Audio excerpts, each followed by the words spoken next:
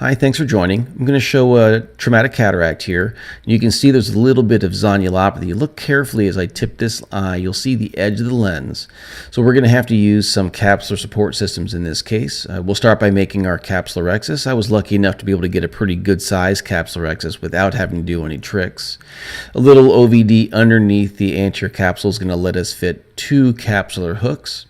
Now, the edge of these capsular hooks are going to bang on that lid speculum all day long. So a little trick you can do is just cut with it's a Westcott scissor, cut the edge of that capsular hook.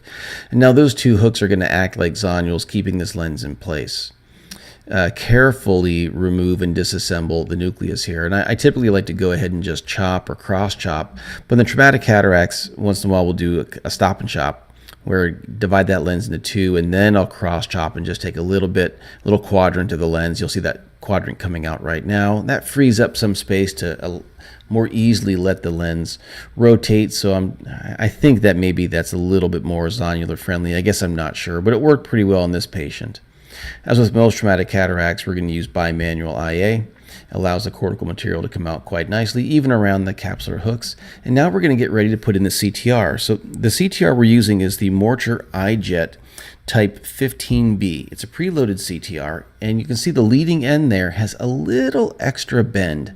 It's a little bit more curved than average, and it lets that leading edge land on the equator of the capsule pretty nicely, and I don't have to pre-bend or use a second instrument or anything to safely put that CTR in place.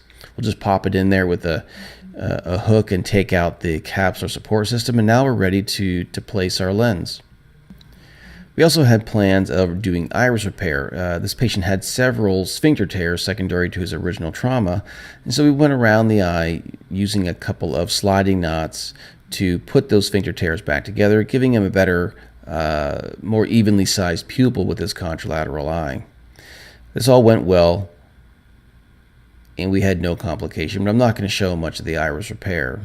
Initially, I had some pretty significant concerns about this patient's zonulopathy, but in the end, using the capsular support system and then the new Morcher Eyejet, the 15B CTR, was really a nice way of repairing that zonulopathy, making this like most other standard cases. Thanks for watching.